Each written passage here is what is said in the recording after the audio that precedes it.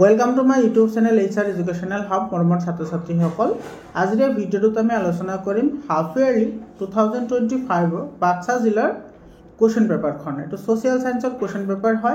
एक question paper जी 45 टा MCQ आछे সেই MCQ खिनि आमी आलोचना करिम तार लगते आमी आलोचना करिम केनेकुवा धৰণৰ लंग क्वेश्चन आहिছে। मरमर छात्र छात्री यारे प्रश्नসমূह यदि तुमालोकर जिलार हाफ इयरली एक्जामिनेशन हो जा ना तुम्हारे कारण खूब इम्पर्टेन्ट है और तुम्हारे जिलात हाफ इयरली एक्जामिनेशन हो गले 7002824673 ये नम्बर तुम्हारे PDF आकारे क्वेश्चन पेपारबूर पठाई दिबा मैं तुम्हारे सल्यूशन कर दी दिम। मरमर छात्र छात्री तो देरी नकराक आरम्भ करिছো आजिर भिडिओটো। याते चोৱা प्रथम प्रश्नটো आमार कि কৈছে याते एलाहाबादर सन्धिर जरिए ईस्ट इंडिया कोम्पानीये कि करिছিল बंग बिहार और उड़ीसार ऊपर राजनैतिक कर्तृत्व लाभ करिছিল। एटु सचा है केवल बंग और बिहार केवल बंग और बिहार নহয় याते उड़ीसाও আছে गतिके आमार 2 नम्बरটো নহব।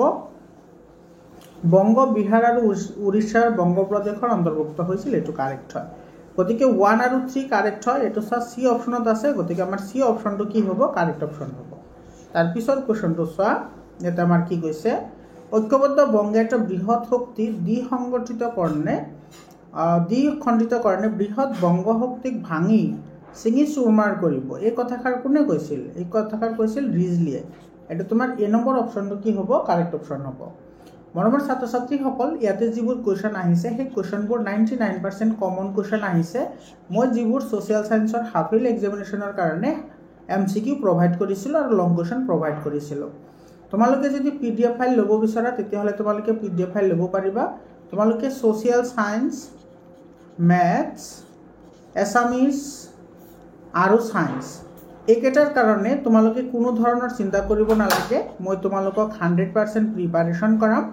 তোমালোকৰ কাৰণে হোৱাটছআপ গ্ৰুপ বনোৱা হৈছে। তোমালোকে হোৱাটছআপ গ্ৰুপত জইন হোৱা। হোৱাটছআপ গ্ৰুপৰ লিংকটো মই কমেণ্ট সেকশ্যনত দি দিছোঁ, নহ'লে তোমালোকে ডেছক্ৰিপশ্যনৰ পৰা হোৱাটছআপ গ্ৰুপত জইন হ'ব পাৰা। কমেণ্ট সেকশ্যনৰ পৰা তোমালোকে হোৱাটছআপ গ্ৰুপত জইন হ'বা। যিমান পাৰোঁ মই তোমালোকক সহায় কৰি যাম। মৰমৰ ছাত্ৰ ছাত্ৰীসকল এই গোটেইকেইটা তোমাৰ হাফ ইয়েৰলি এক্সামিনেশ্যনৰ কাৰণে 100% MCQ আপলোড কৰা আছে। তোমালোকে প্লেলিষ্টত গৈ ভিডিঅ'বোৰ চাই লোৱা আৰু ভিডিঅ'বোৰ চোৱাৰ সময়ত তোমালোকে অটো ডাবটো ঠিক কৰি ল'বা। তোমালোকে ছেটিংছত গৈ তোমালোকে অটো ডাবখিনি ঠিক কৰি ল'বা, কাৰণ অটো ডাব হৈ থাকে বহুত ভিডিঅ'। তাৰপিছত প্ৰশ্নটো চোৱা 3 নম্বৰ কুৱেশ্যনটোত আমাৰ কি কৈছে? কংগ্ৰেছৰ কোনজন শীৰ্ষ নেতাৰ আহ্বান মৰ্মে গোপাল কৃষ্ণ গোখলে নাইটহুড উপাধি ব্ৰিটিছ চৰকাৰক উভতাই দিছিল। ব্ৰিটিছ চৰকাৰক কাৰ তোমাৰ পৃষ্ঠপোষকতাত যিটো নাইট উপাধি দিছিল সেইটো ঘূৰাই দিছিল। সেইটো হৈছে তোমাৰ বিপিন চন্দ্ৰ পাল। এইটো চি অপশ্যনটো কাৰেক্ট হ'ব। 4 নম্বৰটো চোৱা লৰ্ড কাৰ্জনে ঘোষণা কৰা বংগভংগৰ 4 দফীয়া আঁচনিৰ 3য় দফাত উল্লেখ থকা শুদ্ধ কথাখিনি বাছি উলিওৱা। তো ইয়াতে চোৱা আমাৰ যিটো 3য় দফা আছে সেই 3য় দফাটো তুমি যদি ভালদৰে পঢ়িছা তেতিয়াহ'লে ডেফিনেটলি তোমালোকে এনসাৰটো জানিবা। তো ইয়াতে তোমাৰ কি কৈছে চোৱা পূৰ্ববংগ আৰু অসম প্ৰদেশৰ ৰাজধানী হ'ব ঢাকা। এইটো নহয়, তোমাৰ ৰাজশ্বাহী আছিল, সেইবোৰ একেলগে তোমাৰ কি আছিল? ঢাকা আছিল। অসমৰ ৰাজধানী শ্বিলঙৰ পৰা ঢাকালৈ স্থানান্তৰিত কৰা হ'ব, এইটো তোমাৰ মিছা আছিল। পশ্চিমবংগ, বিহাৰ, উড়িষ্যা আৰু ছত্তীশগড়সমূহ বংগ প্ৰদেশৰ ৰাজধানী কলিকতা হ'ব, এইটো তোমাৰ কি হয়? শুদ্ধ হয়। গতিকে আমি কি পালোঁ? কেৱল 3 শুদ্ধ পালোঁ। এইটো আমাৰ বি অপশ্যনটো কি হ'ব? কাৰেক্ট অপশ্যন হ'ব। তাৰপিছৰ প্ৰশ্নটো চোৱা 5 নম্বৰ কুৱেশ্যনত কি কৈছে? সত্যাগ্ৰহৰ কৌশল গান্ধীয়ে কোন দেশত প্ৰথমতে প্ৰয়োগ কৰিছিল? এইটো একেবাৰে ইজি কুৱেশ্যন হয়। এইটো তোমাৰ দক্ষিণ আফ্ৰিকাত প্ৰয়োগ কৰিছিল। এইটো তোমাৰ ডি অপশ্যনটো কাৰেক্ট অপশ্যন হ'ব। মহাত্মা গান্ধীৰ নেতৃত্বত অসহযোগ আন্দোলন চলিছিল। অসহযোগ আন্দোলন চলিছিল মহাত্মা গান্ধীৰ নেতৃত্বত। কিমান চনৰ পৰা কিমান চনলৈ সেইটো আমাক সুধিছে, হয়নে? তো ইয়াৰে তোমাৰ ছাৰ এইটো 20 পৰা 22লৈ চলিছিল। এইটো বি অপশ্যনটো কি হ'ব? কাৰেক্ট অপশ্যন হ'ব। মৰমৰ ছাত্ৰ ছাত্ৰীসকল যদি কোনো এটা অপশ্যন তোমালোকে ৰং দেখা পোৱা তেতিয়াহ'লে তোমালোকে কমেণ্ট ছেকশ্যনত জনাবা, সেইখিনি মই ঠিক কৰাৰ কাৰণে ট্ৰাই কৰিম। তাৰপিছত চোৱা ষ্টেটমেণ্ট বেছড কুৱেশ্যন দিছে। 7 নম্বৰ কুৱেশ্যনত ষ্টেটমেণ্ট 1ত দিছে ব্যক্তিগত সত্যাগ্ৰহক দিল্লীলৈ বলক অৰ্থাৎ দিল্লী চলো সত্যাগ্ৰহ বুলি জনা যায়। এইটো তোমাৰ কি? মিছা হয়। ষ্টেটমেণ্ট 1টো কি হয়? মিছা হয়, হয়নে? ষ্টেটমেণ্ট 1টো দিল্লী চলো বুলি কোৱা হয়, এইটো ব্যক্তিগত সত্যাগ্ৰহ অৰ্থাৎ পাৰ্চনেল। আচ্ছা, এইটো কাৰেক্ট হ'ব, এইটো হয়নে? ব্যক্তিগত সত্যাগ্ৰহকতো দিল্লী চলো বুলিও কৈছিল, এইটো কাৰেক্ট হয়।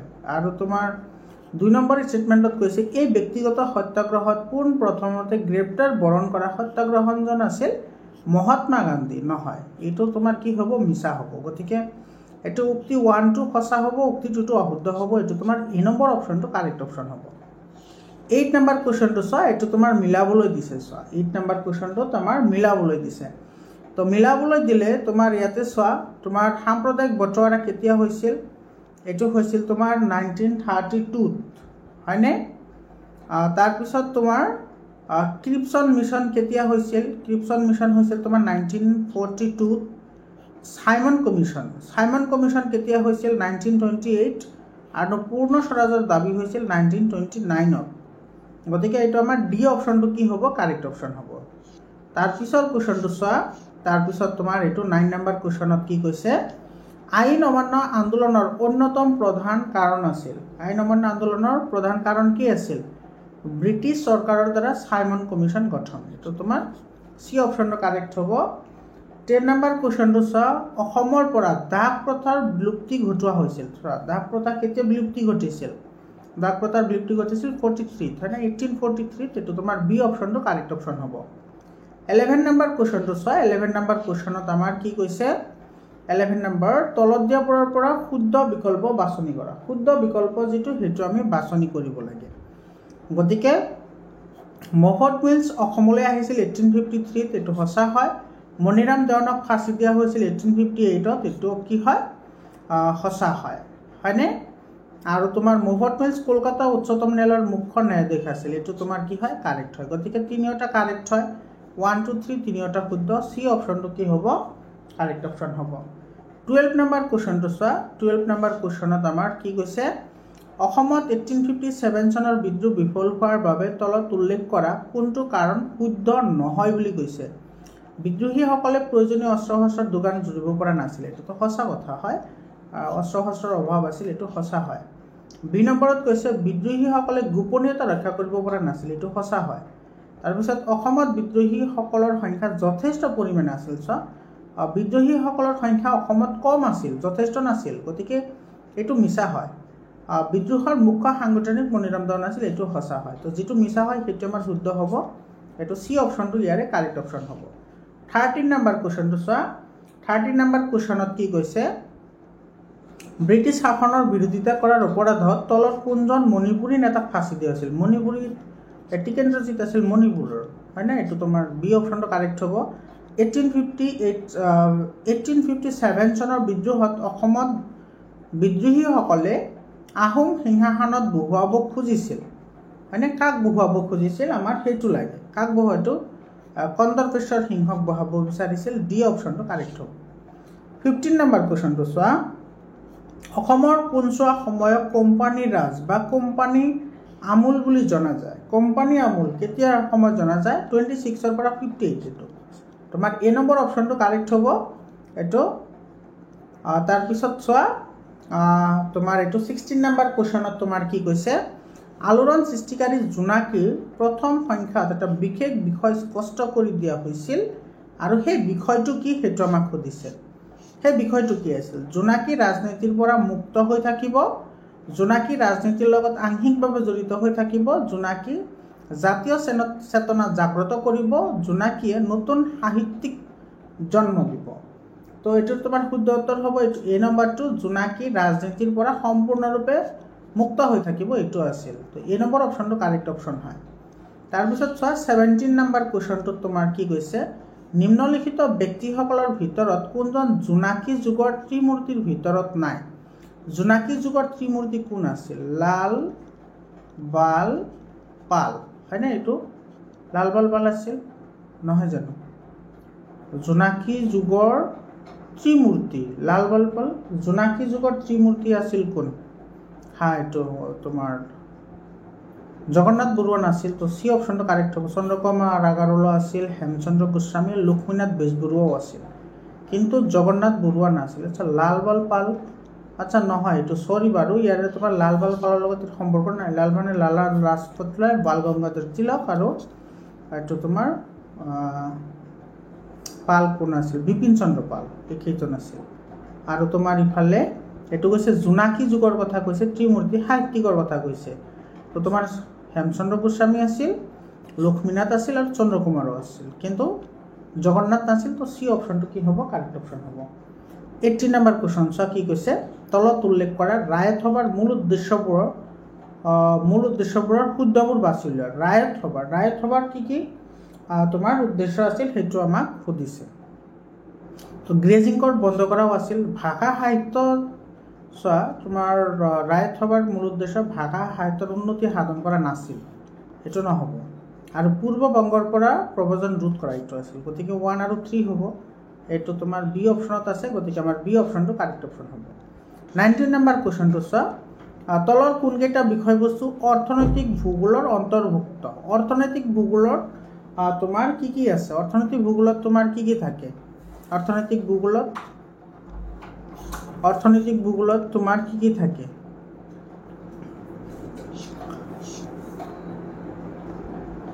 ইয়াতে তোমাৰ উৎপাদন, বিতৰণ, উপভোগ আৰু বিনিময় গোটেইকেইটা আছে, গতিকে গোটেইকেইটা হ'ব, চাৰিওটা হ'ব। চাৰিওটা কোনটো অপশ্যনত আছে, চাৰিওটা আছে তোমাৰ চি অপশ্যনত আছে। চোৱা, এইটো চি অপশ্যনটো কাৰেক্ট হ'ব। 20 নম্বৰ, সম্পদ হ'বলৈ বস্তুটোৰ কাৰ্যকাৰিতা আৰু উপকাৰিতা গুণ দুটা থাকিব লাগে। এই কথাখিনি তোমাৰ কোনে কৈছিল, সেইটো আমাক সুধিছে। এইটো জিম্মাৰ মান কৈছিল, এইটো হয়নে, জিম্মাৰ মানে কৈছিল। তোমাৰ চি অপশ্যনটো কাৰেক্ট হ'ব। 21 নম্বৰ কুৱেশ্যনটোত কি কৈছে, নিম্নলিখিত উদ্ভিদবোৰৰ কোনকেইটা বিলুপ্ত প্ৰায় উদ্ভিদৰ অন্তৰ্ভুক্ত নহয়। বিলুপ্ত প্ৰায় মানে তোমাৰ প্ৰায় শেষ হৈ যোৱা তেনেকুৱা ধৰণৰ উদ্ভিদৰ অন্তৰ্ভুক্ত নহয়, সেইটো আমাক সুধিছে। তো তোমাৰ ইয়াতে তুমি যদি চোৱা, এইটো তুলসী, হলং আৰু ডিমৰু, এইটোতো পোৱা যায়, এইটো তোমাৰ বিলুপ্তৰ কোনো আশংকা নাই, গতিকে 3 নম্বৰটো কাৰেক্ট হ'ব। গতিকে কেৱল 3, এইটো এই নম্বৰত আছে, গতিকে এই নম্বৰ অপশ্যনটো কাৰেক্ট অপশ্যন হ'ব। বাকী তোমাৰ ইয়াতে চোৱা, সৰ্পগন্ধা, অৰ্জুন, কালমেঘ, জায়ফল, চিতা, শতমূল, আৰু আছে ছালকুঁৱৰী, অঘৰু, শুকলতি, এইবোৰ তোমাৰ কি হয়, এক্সটিংক্ট হয়, গতিকে তোমাৰ এইটো কি হ'ব, 3 নম্বৰ অপশ্যনটো কাৰেক্ট অপশ্যন হ'ব। তাৰপিছত চোৱা, সম্পদ সংৰক্ষণ সম্পৰ্কৰ তলত দিয়া কোনকেইটা শুদ্ধ। সম্পদ সংৰক্ষণ, নৱীকৰণযোগ্য সম্পদৰ ব্যৱহাৰ বৃদ্ধি কৰা, এইটো সঁচা হয়। নৱীকৰণযোগ্য সম্পদ সলনি অধিক পৰিমাণে অনৱীকৰণযোগ্য সম্পদৰ ব্যৱহাৰ কৰা, এইটো ভুল হয়। বৰ্জিত দ্ৰব্যৰ উৎপাদন সীমিত কৰা, বৰ্জিত দ্ৰব্য যাতে বেছি উৎপাদন নহয়, এইটো কাৰেক্ট হয়। সম্পদৰ অপচয় ৰোধৰ বাবে জনসাধাৰণৰ মাজত সচেতন বৃদ্ধি কৰা, এইটো কাৰেক্ট হয়। গতিকে 1, 3 আৰু 4 হ'ব, এইটো কাৰেক্ট আনচাৰ। 1, 3, 4 ক'ত আছে, 1, 3, 4 এইটো চি অপশ্যনত আছে, গতিকে আমাৰ চি অপশ্যনটো কি হ'ব, কাৰেক্ট অপশ্যন হ'ব। 23 নম্বৰ কুৱেশ্যনটো চোৱা, ভূপৃষ্ঠক জলমণ্ডলে আগুৰি থকা অংশ, এইটো চোৱা জলমণ্ডল অৰ্থাৎ পানী কিমান % আছে সেইটো লাগে, 71% আছে, বি অপশ্যনটো কাৰেক্ট হয়। নিম্নলিখিত কোনবোৰ গেছে ভূপৃষ্ঠৰ প্ৰতিফলিত সৌৰ শক্তি শোষণ কৰিব পাৰে। কোনে পাৰে শোষণ কৰিবলৈ, কাৰ্বন ডাই অক্সাইডে পাৰে, নাইট্ৰাছ অক্সাইডে পাৰে, হয়নে। তো তোমাৰ 1 আৰু 3 কাৰেক্ট হ'ব লাগে, 1 আৰু 3। আচ্ছা, এইটো চোৱা চি অপশ্যনত আছে, গতিকে চি অপশ্যনটো কাৰেক্ট অপশ্যন হয়। এইটো তোমালোকে ছায়েন্সতো পঢ়িছা 14 নম্বৰ চেপ্টাৰত। তাৰপিছৰ প্ৰশ্নটো চোৱা, নিম্নলিখিত সমস্যাসমূহৰ কোনটো সমস্যা আঞ্চলিক সমস্যাৰ অন্তৰ্ভুক্ত নহয়।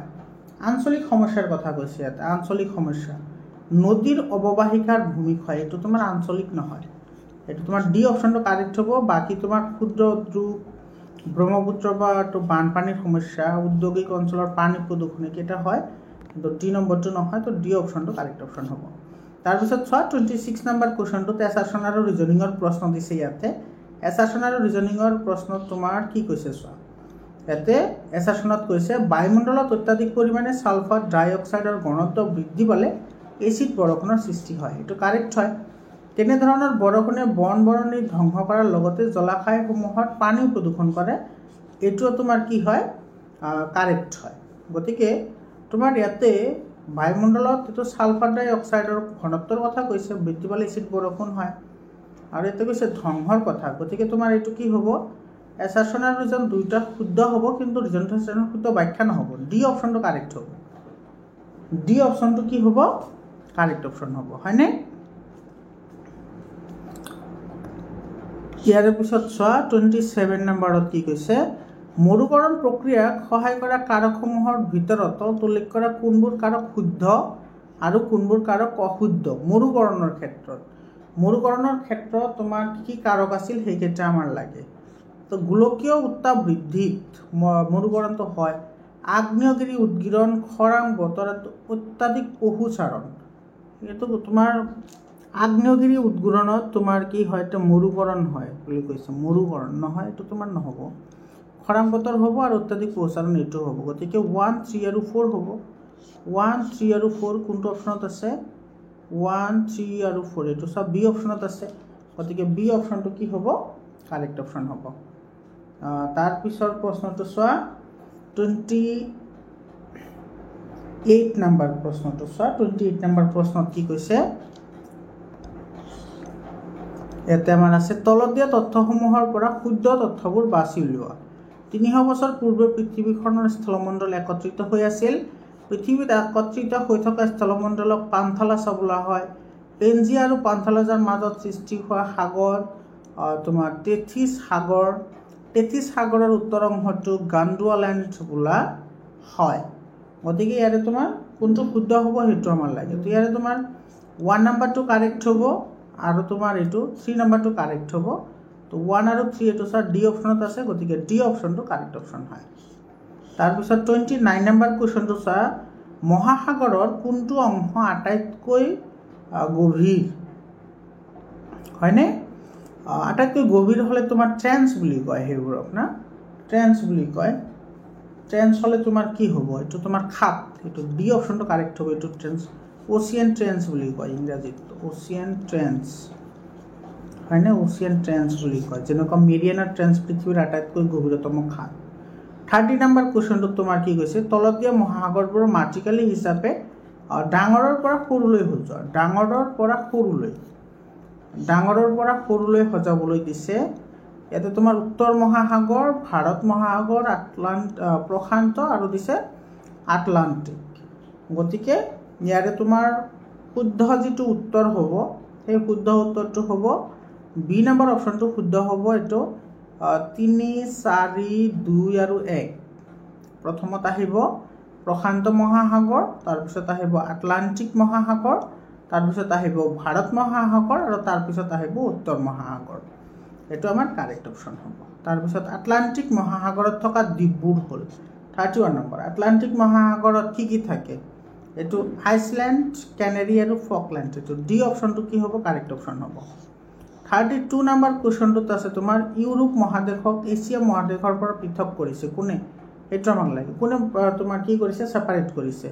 এইটো ইউৰোপৰ, এইটো আৰু ইউৰাইল নদীয়ে। এ নম্বৰ অপশ্যনটো কাৰেক্ট অপশ্যন হ'ব। 33 নম্বৰ কুৱেশ্যনটো, স্বদেশী আন্দোলনৰ পটভূমিত ৰচিত এখন বিখ্যাত গ্ৰন্থ হ'ল জাপানী বীৰ। এই গ্ৰন্থখনৰ ৰচক কোন আছিল? গ্ৰন্থখনৰ ৰচক আমৰেন্দ্ৰনাথন আছিল, ক্ষীৰোদা প্ৰসাদন আছিল। তো কোন আছিল? অপশ্যন চাওঁ ৰ'বা। এটা আছে ৰমেন্দ্ৰ সুন্দৰ ত্ৰিবেদী আৰু আছে স্বৰ্ণকুমাৰী দেৱী। এইটো স্বৰ্ণকুমাৰী দেৱী। ডি নম্বৰ অপশ্যনটো কাৰেক্ট হয়। ভাৰতীয় সংবিধানৰ প্ৰস্তাৱনা সম্পৰ্কত দিয়া এ আৰু বি যুক্তি দুটা চাই শুদ্ধ উত্তৰ বাছি উলিওৱা। এই নম্বৰত দিছে ভাৰতীয় সংবিধানৰ প্ৰস্তাৱনাত আমি ভাৰতীয় জনসাধাৰণ বুলি উল্লেখ আছে। আমি ভাৰতীয় জনসাধাৰণ বুলি ইয়াতে উল্লেখ আছে বুলি কৈছে। এইটোতো সঁচা হয়। ভাৰতীয় জনগণেই সংবিধানৰ আঁৰত থকা বৃহৎ শক্তি। এইটো কি হয়? সঁচা হয়। গতিকে এ আৰু বি দুটাই সঁচা। চি অপশ্যনটো কি হ'ব? কাৰেক্ট অপশ্যন হ'ব। 35 নম্বৰ কুৱেশ্যনটো চোৱা। 35 নম্বৰ কুৱেশ্যনত কি কৈছে, 1976 চনত সংবিধানৰ 42 নং সংশোধনৰ 3টা গুৰুত্বপূৰ্ণ শব্দ সংযোজন কৰা হৈছিল। কি আছিল? সমাজবাদী, ধৰ্মনিৰপেক্ষ আৰু ঐক্য। বি অপশ্যনটো কি হ'ব? কাৰেক্ট অপশ্যন হ'ব। 36 নম্বৰ কুৱেশ্যনটো চোৱা। তলত উল্লেখ কৰা কোনজন ব্যক্তি ভাৰতৰ সংবিধান খচৰা কমিটিৰ সদস্য নহয়? খচৰা কমিটিৰ সদস্য নহয় বুলি কৈছে হয়নে এইটো শচীনানন্দ সিনহা নাছিল এইটো ডি অপশ্যনটো কাৰেক্ট হ'ব মুন্সী আছিল সাদুল্লা আছিল আৰু ৰাও আছিল কিন্তু সিনহা নাছিল এইটো তোমাৰ ডি অপশ্যনটো কাৰেক্ট অপশ্যন হ'ব 37 নম্বৰ কুৱেশ্যনটো চোৱা সাকাৰীয়া আয়োগ কেতিয়া গঠন কৰা হৈছিল এইটো 37 নম্বৰ সাকাৰীয়া আয়োগ গঠন কৰা হৈছিল তোমাৰ 1983 তো এই নম্বৰ অপশ্যনটো কাৰেক্ট অপশ্যন হয় মৰমৰ ছাত্ৰ ছাত্ৰীসকল তোমালোকক আৰু এটা ইনফৰমেশ্যন দিওঁ তোমালোকে যদি আজমল সুপাৰ 40 2025-26 কাৰণে যদি প্ৰিপাৰেশ্যন কৰিব বিচাৰিছা তেতিয়াহ'লে তোমালোকে মোৰ চেনেলৰ থ্ৰুৱেদি প্ৰিপাৰেশ্যন কৰিব পাৰিবা তোমালোকে চেনেলটো ছাবস্ক্ৰাইব কৰি তোমালোকে হোৱাটছআপ গ্ৰুপত জইন হোৱা হোৱাটছআপ গ্ৰুপত তোমালোকে এডুকেশ্যন ৰিলেটেড সকলো ধৰণৰ ইনফৰমেশ্যন তোমালোকে পাই থাকিবা মৰমৰ ছাত্ৰ ছাত্ৰীসকল তোমালোকৰ যদি সায়েন্স মেথছ social science আৰু এছামিছ এই চাৰিটা সাবজেক্টৰ যদি তোমালোকৰ চেপ্টাৰ ওয়াইজ পিডিএফ ফাইল লাগে য'ত তোমালোকে 99% কমন কুৱেশ্যন পাবা এইবোৰৰ যদি পিডিএফ ফাইল লাগে তেতিয়াহ'লে এইটো 7002824673 এইটো নম্বৰত তোমালোকে কণ্টেক্ট কৰিবা আৰু তোমালোকৰ জিলাত হাফ ইয়াৰলি এক্সামিনেশ্যন শেষ হৈ যোৱাৰ পিছত এইটো নম্বৰত পিডিএফ আকাৰে কুৱেশ্যন পেপাৰবোৰ পঠাই দিবা মই তোমালোকক সলিউশ্যন কৰি দি দিম 38 নম্বৰ কুৱেশ্যনটো চোৱা 38 নম্বৰ কুৱেশ্যনত কি কৈছে ভাৰতৰ ব্যতিক্ৰম ধৰ্মী যুক্তৰাষ্ট্ৰীয় ব্যৱস্থা প্ৰৱৰ্তন কৰাৰ মূল কাৰণটো কি আছিল সাৰ্বভৌম আৰু অখণ্ডতা সুৰক্ষিত কৰা এইটো বি অপশ্যনটো কাৰেক্ট হ'ব তলত উল্লেখ কৰা কোনকেইটা উক্তি মুদ্ৰাৰ বৈশিষ্ট্য নহয় এইটো 39 নম্বৰ কুৱেশ্যনটোত চোৱা মুদ্ৰাৰ বৈশিষ্ট্য নহয় বুলি সুধিছে মুদ্ৰাৰ বৈশিষ্ট্য তোমাৰ কি নহয় মুদ্ৰাৰ গ্ৰহণযোগ্যতা থাকিব লাগিব এইটো হয়ে মুদ্ৰাই সা সামগ্ৰীৰ মূল্যৰ মাপকাঠি হিচাপে কাৰ্য সম্পাদন কৰে এইটো নহয় সা সামগ্ৰীৰ মূল্যৰ মাপকাঠি এইটো মুদ্ৰাই নকৰে না মুদ্ৰা হৈছে বিনিময়ৰ মাধ্যম এইটোতো সঁচা হয় তাৰপিছত তোমাৰ এতিয়া মুদ্ৰাৰ তাৰল্যগুণ থাকিব লাগিব এইটো সঁচা হয় হয়নে নাই ইয়াতে কৈছে তোমাৰ বৈশিষ্ট্য নহয় বুলি কৈছে মুদ্ৰাৰ বৈশিষ্ট্য আচ্ছা এইটো কাৰ্য হয় এইটো কাৰ্যৰ কথা কৈছে তাৰপিছত তোমাৰ তাৰল্য গুণ থাকিব লাগিব গ্ৰহণযোগ্যতা থাকিব লাগিব হয়নে তো তোমাৰ মুদ্ৰা হৈছে বিনিময়ৰ মাধ্যম এইটোতো বৈশিষ্ট্য নহয় এইটো কাৰ্যহে গতিকে তোমাৰ ইটো নহয় গতিকে তোমাৰ 2 আৰু 3 টো শুদ্ধ হ'ব এইটো ডি অপশ্যনটো কাৰেক্ট অপশ্যন হ'ব ক্ৰমবিকাশৰ 40 নম্বৰটো চোৱা মুদ্ৰাৰ ক্ৰমবিকাশৰ 5টা শুদ্ধ পৰ্যায় মুদ্ৰাৰ যিটো ক্ৰমবিকাশ আছিল এইটো তোমাৰ কি আছিল বিনিময় প্ৰথা জন্তুমান অমুদ্ৰিত ধাতুমান ধাতু মুদ্ৰা আৰু কাগজী মুদ্ৰা এই নম্বৰ অপশ্যনটো কাৰেক্ট অপশ্যন হ'ব 41 নম্বৰ কুৱেশ্যনটো চোৱা 41 নম্বৰ কুৱেশ্যনত আমাৰ কি কৈছে দেশ এখনৰ মুদ্ৰাৰ একক হ'ল দেশ এখনৰ মুদ্ৰা একক কি বুলি কোৱা হয় মান মুদ্ৰা এইটো তোমাৰ বি অপশ্যনটো কাৰেক্ট হয় ভাৰতীয় ৰিজাৰ্ভ বেংক কেতিয়া স্থাপিত হয় ৰিজাৰ্ভ বেংক 35ত হয়নে ৰিজাৰ্ভ বেংক 35ত স্থাপন হয় এইটো ডি অপশ্যনটো কাৰেক্ট হয় ভাৰতীয় ক্ষুদ্ৰ উদ্যোগ বেংক উন্নয়নৰ মুখ্য কাৰ্যালয় ক'ত আছে এইটো তোমাৰ চিডবি বুলি কয় এইটো কিছুমান জিলাত তোমাৰ চিডবি বুলিও আহে স্মল ইণ্ডাষ্ট্ৰিয়েল ডেভেলপমেণ্ট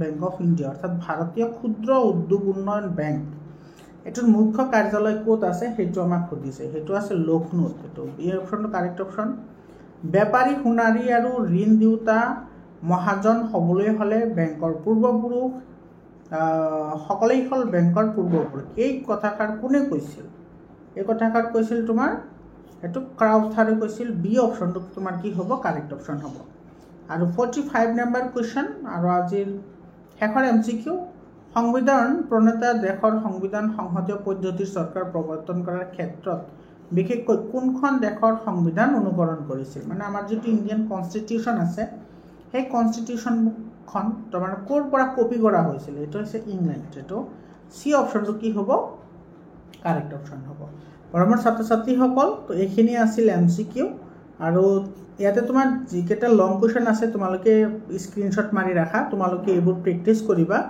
এইবোৰৰ পৰা কিন্তু তোমালোকে বহুতখিনি কুৱেশ্যন কমন পাবা তোমালোকৰ প্ৰি বোৰ্ড এক্সামিনেশ্যনতো কমন থাকিব লগতে তোমালোকৰ মেট্ৰিক এক্সামতো কমন থাকিব গতিকে তোমালোকে এইখিনি ভালদৰে স্ক্ৰীনশ্বট মাৰি এইবোৰ তোমালোকে প্ৰেক্টিছ কৰিবা এইটো চোৱা আৰু তোমালোকে কিন্তু মোৰ ইউটিউব চেনেল ছাবস্ক্ৰাইব কৰিবলৈ নাপাহৰিবা একেবাৰে সিম্পল কুৱেশ্যন আহিছে আৰু এই কুৱেশ্যনটো মোটামুটি একেবাৰে কমন কুৱেশ্যন হয় 4 মাৰ্কৰ কাৰণে এইটো অসমৰ সকলো জিলাত আহে লগতে মেট্ৰিক পৰীক্ষাতো আহে একেবাৰে কমন কুৱেশ্যন হয় গতিকে তোমালোকে 4 মাৰ্ক যদি পাব বিচৰা এইটো তোমালোকে অসমৰ মানচিত্ৰ আৰু ভাৰতৰ মানচিত্ৰ দুটা তোমালোকে ভালদৰে প্ৰেক্টিছ কৰিবা মোৰ ছাত্ৰ ছাত্ৰীসকল ভিডিঅ'টো শেষলৈকে চোৱাৰ কাৰণে তোমালোকক সকলোকে ধন্যবাদ জনাইছো তোমালোকে মোৰ চেনেলটো সাবস্ক্ৰাইব কৰা আৰু হোৱাটছআপ গ্ৰুপত জইন হোৱা তোমালোকক যিমান পাৰো মই তোমালোকক সহায় কৰি যাম আৰু তোমালোকৰ জিলাত হাফ ইয়াৰলি এক্সামিনেশ্যন হৈ গ'লে তোমালোকে কিন্তু 7002824673 এইটো নম্বৰত কুৱেশ্যন পেপাৰ PDF আকাৰে পঠাই দিবা যাতে মই তোমালোকক সেইখিনি সলিউশন কৰি দিব পাৰো ইয়াৰ আগতে তোমাৰ বাক্সা জিলাৰ ইংলিশৰ কুৱেশ্যন পেপাৰ সলিউশন কৰা হৈছে বাক্সা জিলাত অলৰেডি এক্সাম হৈ গৈছে ইংলিশৰ তো তোমালোকে যদি ভিডিঅ'টো চোৱা নাই প্লেলিষ্টত গৈ ভিডিঅ'টো চাই লোৱা ক্লাছ 10 ৰ ইংলিশৰ প্লেলিষ্ট বনোৱা আছে মৰমৰ ছাত্ৰ ছাত্ৰীসকল আজিৰ কাৰণে এইখিনি আকৌ লগ পাম বেলেগ এটা ভিডিঅ'লৈ ধন্যবাদ